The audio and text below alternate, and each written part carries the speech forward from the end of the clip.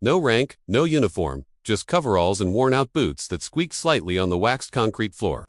To the young privates passing by every morning, he was just the janitor. A relic, background noise. They joked when he walked past, left coffee cups on the floor without a glance. Never asked his name, never cared to. But one morning during inspection, the base fell silent as a visiting general entered the hallway. And when he saw the janitor, he stopped cold. Then he stepped forward and saluted first. Before we continue, tell me in the comments, what's the most unforgettable sign of respect you've ever witnessed or received in your life? And if you believe these real stories of service, silence, and honor deserve to be heard. Subscribe to Veterans Voice. We're building a place where respect still means something. Everyone just called him Mac, not because they knew him, because it was easier than learning his full name. He never corrected them, never asked for more. He showed up every morning at 0500 sharp, long before most of the base was even awake, pushing an old maintenance cart that squeaked louder than his voice. The ID badge on his chest read facility support, but no one looked close enough to notice the last name beneath it. To the young soldiers at Fort Russell, Mac was just the janitor, a man past his time, invisible unless something spilled. He moved through the base like a shadow, quiet, always working, never in the way. He polished the hallway floors until they reflected the ceiling tiles. He scrubbed the latrines that others wrecked without a second thought. And when inspections came through, the officers complimented the staff sergeant in charge of logistics. Never knowing the man who kept it all spotless was the one they stepped around every day. Mac never flinched, never sighed, never said a word. The only thing out of place was the old patch sewn just inside the flap of his coveralls. Barely visible, tattered, its colors faded with time. Most never saw it.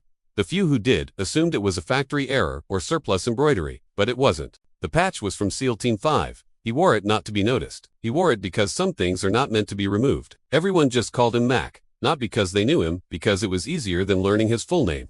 He never corrected them, never asked for more. He showed up every morning at 0500 sharp, long before most of the base was even awake, pushing an old maintenance cart that squeaked louder than his voice. The ID badge on his chest read facility support, but no one looked close enough to notice the last name beneath it. To the young soldiers at Fort Russell, Mac was just the janitor, a man past his time, invisible unless something spilled.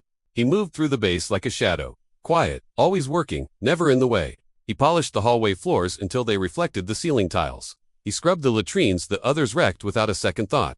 And when inspections came through, the officers complimented the staff sergeant in charge of logistics. Never knowing the man who kept it all spotless was the one they stepped around every day. Mac never flinched, never sighed, never said a word. The only thing out of place was the old patch sewn just inside the flap of his coveralls. Barely visible, tattered, its colors faded with time. Most never saw it. The few who did assumed it was a factory error or surplus embroidery. But it wasn't. The patch was from SEAL Team 5. He wore it not to be noticed. He wore it because some things are not meant to be removed. It happened on a Thursday morning during a surprise readiness inspection, the kind of visit that turned even seasoned officers pale and sent young recruits into a panic of last-minute cleaning and formation drills. A high-ranking general was touring the facility. 4 stars, command presence, flanked by a tight group of aides and protocol officers. Everything had to be perfect. Flags aligned, hallways spotless, everyone in uniform and tight to regulation.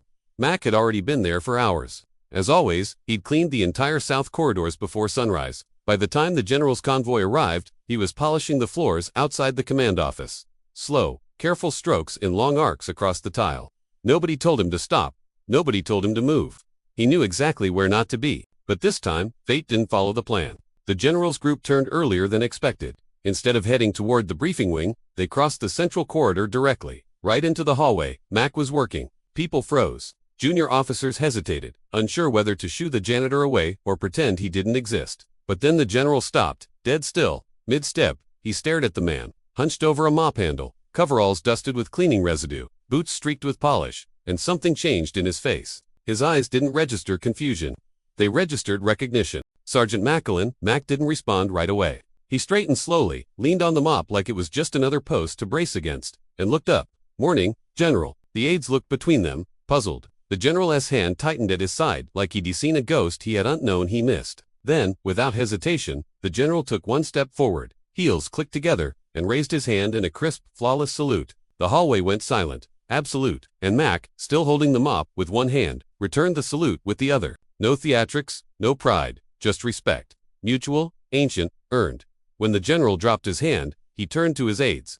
"Gentlemen, this man served in Ramadi, SEAL Team 5, Bronze Star, 2 deployments under my command. We don't walk past men like him. No one moved. A few soldiers further down the hall straightened reflexively, others turned slowly, realizing what they'd been walking past for months without knowing. Mac gave a faint nod, adjusted his grip on the mop, and quietly stepped aside. He didn't stay to hear the rest, but the salute stayed behind him, still hanging in the air long after the inspection team moved on. After that morning, no one looked at Mac the same way. He didn't act any different. He still showed up before sunrise, still mopped the same hallways, still left the break room cleaner than he found it. He never mentioned the salute. He never brought up the general's words. He didn't bask in the recognition. He didn't have to. But the silence around him had changed. When soldiers passed him in the corridor, they stepped aside now, not out of fear, but out of something quieter, something older. One private held the door for him. Another one picked up a cup, left on a bench, and tossed it before Mac got there. It wasn't much, but it meant everything. Jensen, now fully aware of who Mac was, made a quiet habit of walking the same hallway after hours, hoping to learn something more. He never asked direct questions, just listened. Occasionally, Mac would drop a name, a unit, a town in the desert that had meant life or death once. He never glorified anything. He spoke like someone who remembered the smell of blood, the sound of heat over sand, the weight of a brother's last breath. One evening, Jensen brought him a new mop head from storage. Mac accepted it with a nod, then sat on the edge of the bucket and wiped the handle clean like it was a rifle he had untouched in years. Jensen stayed quiet. After a moment, Mac spoke, not looking up. "You don't mop floors for the shine. You do it so the next man walking through doesn't slip." Jensen didn't know if he meant it literally. He didn't ask, but that line stuck with him long after he graduated. Some men lead from podiums, others lead with silence, and a rare few do it with a mop in their hands and battle in their past. He never asked to be recognized. He never wore his service on his sleeve, but the way he walked, quiet, disciplined, precise, spoke louder than any rank ever could. For months, they saw a janitor. Then one salute revealed a warrior. Not because he changed, but because they finally looked. In a world obsessed with medals and noise, Mac reminded everyone that true service doesn't end when the uniform comes off. It continues in the shadows, in the background, where things still get done even when no one's watching.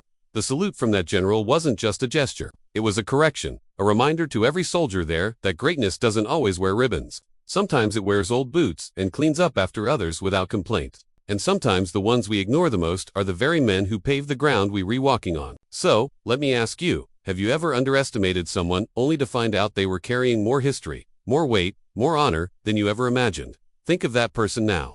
Maybe it was a teacher, a neighbor, a family member. Maybe it was someone who never talked about their past, but who shaped yours. Share their name in the comments. Let them live on, not through medals, but through memory. And if stories like this matter to you, if you believe quiet honor still deserves a voice, then subscribe to Veterans Voice, because here we don't forget the men who never needed to be remembered to make a difference.